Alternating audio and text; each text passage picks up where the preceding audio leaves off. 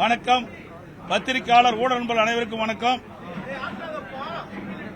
சட்டப்பேரவை விதி எண் 55 கீழ் கவன ஈர்ப்பு ஒன்று அனைத்து இந்திய அண்ணா திராவிட முன்னேற்ற கழகத்தினுடைய சட்டமன்ற உறுப்பினர்கள், நானும் மரியாதைக்குரிய அண்ணன் OS மணியன் அவர்கள், மரியாதைக்குரிய அக்ரி கிருஷ்ணமூர்த்தி அவர்கள் மற்றும் பல சட்டமன்ற உறுப்பினர்கள் அரசனுடைய கவனத்தை ஈர்க்க வேண்டும் என்ற அடிப்படையிலே சட்டமன்ற பேரவை விதி 55 கீழ் கவன ஈர்ப்பு கொடுத்து 5 நாட்கள் ஆகின்றன. 5 நாட்களாக இந்த கவன ஈர்ப்பை எடுக்கப்படவில்லை. இந்த கவன ஈர்ப்பு மிக முக்கியமான கவன ஈர்ப்பு. 12/8/2026 அன்று மயிலாடுதுறை மாவட்டம் திருமுல்லை வாசல் ஊராட்சி தொடுவாய் கிராமத்தைச் சேர்ந்த நம்ம தமிழ்நாட்டைச் சேர்ந்த மீனவர்கள் 4 பேர் சவிதியிலே தங்கி மீன்பிடி தொழில் ஈடுபட்டிருந்தார்கள். இவர்களை ஈரானி கடற்கொள்ளையர்கள் தாக்குதல் நடத்தியுள்ளார்கள்.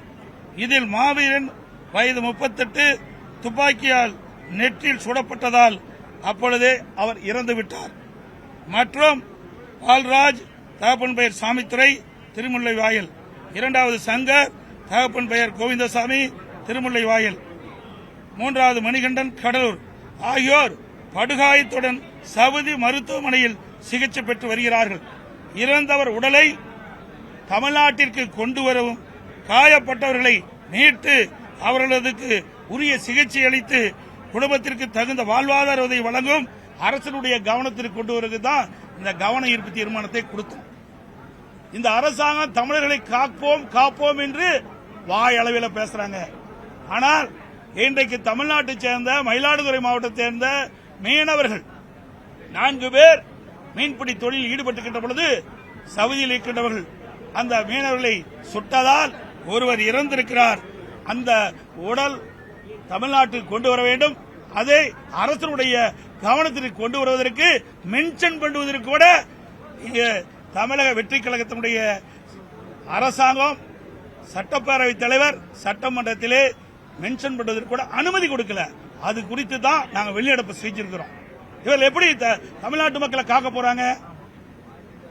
இன்றைக்கு தமிழ்நாட்டு மக்களுக்கு ஒரு தமிழன் எங்கே இருந்தாலும் பாதிக்கப்பட்டால் அவருக்கு குரல் கொடுப்பதுதான் அரசுடைய கடமையாக கடந்த காலத்தில் இருந்தது.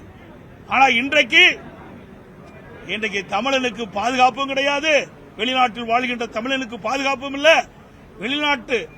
வெளிநாட்டவர்களால் சுட்டுக் கொல்லப்பட்டு அந்த உடல் சவுதியிலேயே ஒரு வாரமாக கிடைக்கின்றது. அந்த உடலை தமிழ்நாட்டிற்கு தாயத்துக்கு கொண்டு வர வேண்டும் என்ற அடிப்படையில் தான் விதி எண் 55 கீழ் கவன ஈர்ப்பு நான் கொடுத்தோம்.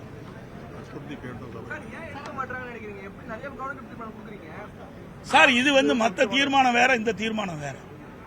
இது அவருடைய உயிர் இன்றைக்கு வெளிநாட்டில் சுட்டுக் கொல்லப்பட்டிருக்கிறார். தமிழ்நாட்டைச் சேர்ந்த மயிலாடுதுறை மாவட்டத்தைச் சேர்ந்த திருமுல்லை வாயில் பகுதியைச் சேர்ந்த ஒரு மீனவர், 4 மீனவர் மீன்பிடித்துட்டு இருக்கிறாங்க. அதில் சுடப்படுறார். அதில் ஒருவர் இறந்து விட்டார். அந்த உடல் அங்கேயே இருக்கின்றது. அந்த உடலை மீட்டு தமிழகத்துக்கு கொண்டு வர வேணும். இதுதான் கோரிக்கை. இதுல என்ன இருக்குது? இது ஒரு வாரமா 4-5 நாளா தொடர்ந்து கேட்டுட்டு இருக்கிறோம். 5 நாட்களாக தொடர்ந்து அவையில வலியுறுத்திட்டு இருக்கிறோம். இதை விட முக்கியமான என்ன பிரச்சனை இருக்குது? இன்னைக்கு எதுக்கோ பாராட்டு கொடுக்கறாங்க, அத்தனை உறுப்பினருக்கு பாராட்டு கொடுக்கறாங்க. இது ஒரு உயிர் போயிருக்குதுங்க. தமிழ்நாட்டைச் சேர்ந்த ஒருவர் வெளிநாட்டால் சுடப்பட்டு இறந்திருக்கிறார். அந்த உடலை தாயகத்துக்கு கொண்டு வருவதற்கு இவர்களுக்கு பதில் சொல்வதற்கு ஏன் அச்சப்படுகிறார்? இதை கூட இவர்கள் கவனத்தில் எடுத்துக்கொள்ள வேண்டும். இந்த அரசாங்கம் எப்படி செயல்படும் என்பது மக்கள் உணர வேண்டும். எங்க ஒண்ணுமே இந்த கவர்மெண்டே நடக்கலையே. எல்லாம் ரீல்ஸ் மாதிரி தான். எல்லாம் ரீல் விட்டுக்கிட்டு புகடல வரும்போது கத்துறாங்க. எது கத்துறானே தெரியாத கத்துறான். ஏங்க ஒருவர் உடலை மீட்க வேண்டும் என்று சோதனையான நேரத்தில், இன்றைக்கு துயரமான நேரத்தில் கத்திக்கிட்டு இருக்கிறாங்க. இவர்களுடைய சட்டமன்ற உறுப்பினருடைய நிலைமை இப்படி இருக்குது. இவங்க எங்க போய் நாட்டு மக்களை காப்பாற்ற போறாங்க?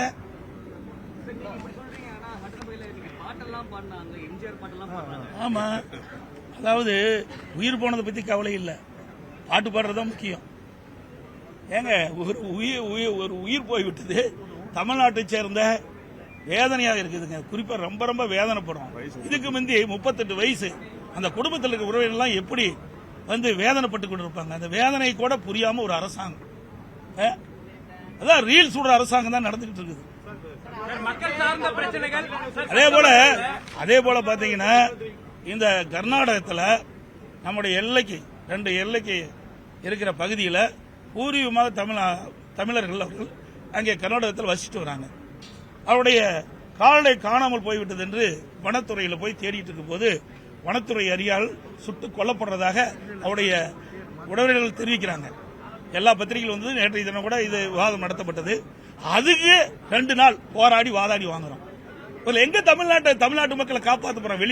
வெளி மாநிலத்தில் இருந்தாலும் சரி, வெளிநாட்டில் இருந்தாலும் சரி, தமிழர்கள் பாதிக்கப்படுகின்ற பொழுது உடனுக்குடன் கடந்த கால அரசாங்கம், அதிமுக அரசாங்கம் சரி, திமுக அரசாங்கம் சரி, ஒரு கவனம் இருப்போ 0 அவர்களை கொண்டு வந்தா உடனே எடுத்து அதுக்கு தீர்வு காணுவாங்க. இந்த அரசாங்கம் அதை பத்தி கவலைப்படுறதே கிடையாது. மிக மோசமாக ஒரு சூழ்நிலையில் இந்த அரசாங்கம் செயல்பட்டுக் கொண்டிருக்கிறது. இது வன்மையாக கண்டிக்கத்தக்கது. அந்த குடும்பத்தை சேர்ந்தவர்களுடைய மனநிலை எப்படி இருக்குன்னு கூட உணராத ஒரு அரசாங்கம் இந்த அரசாங்கம். இன்றைக்கு வெளி மாநிலத்திலும் சரி, வெளிநாட்டிலும் சரி, தமிழர்கள் பாதிக்கப்படுகின்ற பொழுது அதற்கு உரிய முறையிலே குரல் கொடுக்கின்ற அரசு தான் உண்மையான தமிழ்நாடு தமிழ் உணர்வு உள்ள அரசாங்கமா இருக்கு. ஆனால் இந்த அரசாங்கத்தில் தமிழ் உணர்வு என்பதே இல்லை.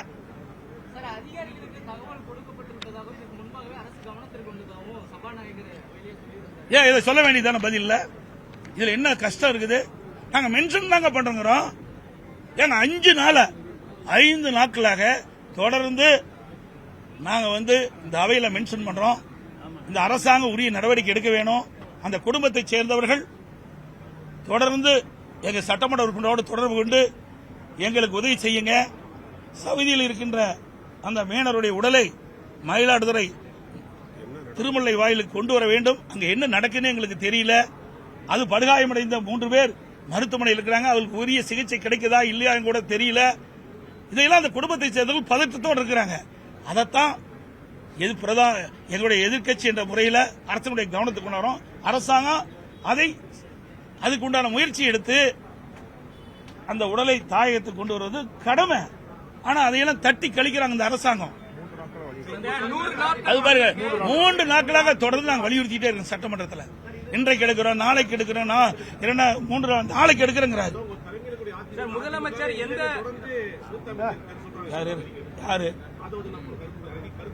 யார் அவரா? அந்த கட்சி இருக்குது இல்லையான்னு பார்க்கலாம். கொஞ்சம் நடந்துச்சு.